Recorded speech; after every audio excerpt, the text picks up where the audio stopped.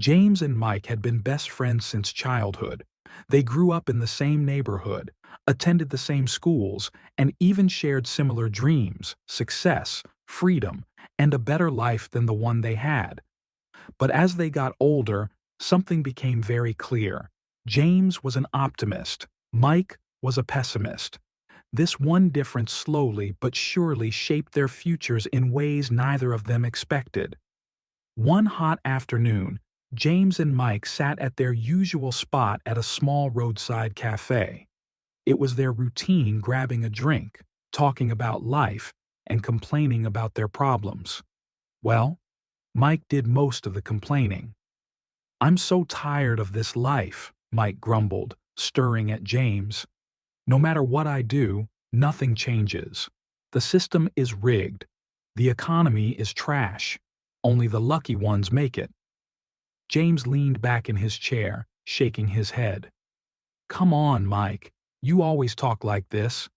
Maybe it's not the world that's the problem. Maybe it's how you see things." Mike scoffed. "Easy for you to say. You always act like things are great when they're not." James chuckled. "I don't act like things are perfect. I just don't let problems control my mindset.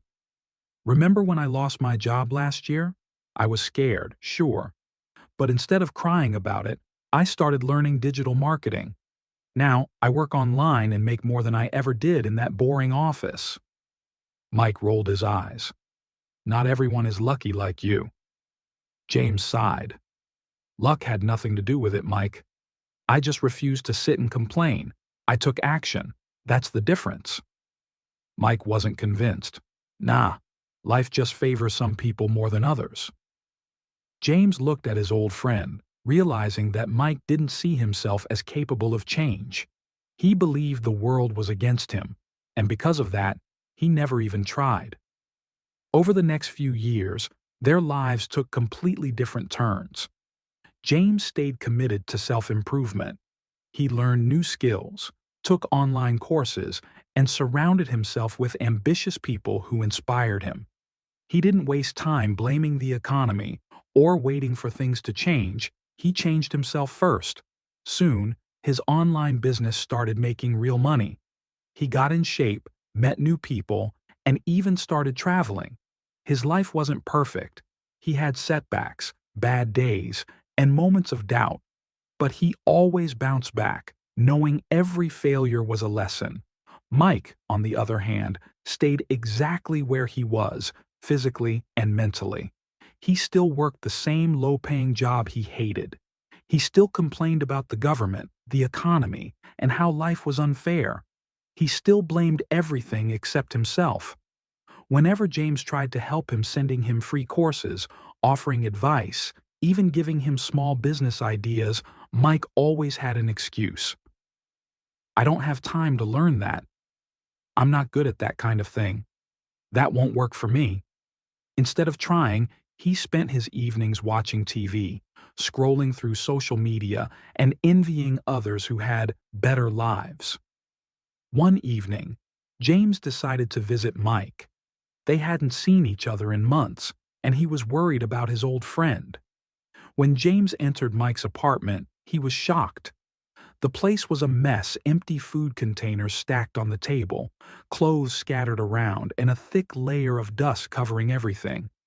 The air smelled stale, like someone had stopped caring. Mike, sitting on the couch in a worn-out t-shirt, barely looked up. "Yo," he mumbled. James sat down beside him. "Mike? What's going on, man?" Mike sighed. Same old, just trying to survive." James frowned. "Mike, you've been saying that for years, and nothing has changed. You're still in the same job, in the same place, with the same complaints." Mike groaned. "Here we go again." "I'm not saying this to judge you," James said gently. I don't get it. Why don't you try? Why don't you do something different?" Mike leaned forward, rubbing his face. "James, you don't understand. Not everyone can just change like you did. Some of us are just stuck."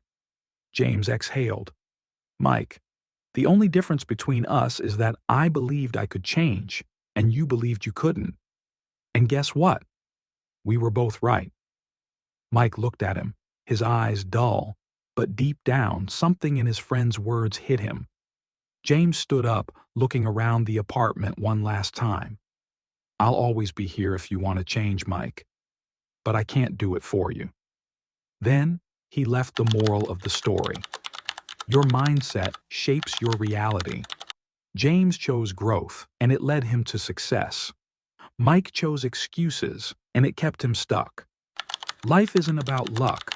It's about what you do with what you have. So ask yourself, are you a James or a Mike?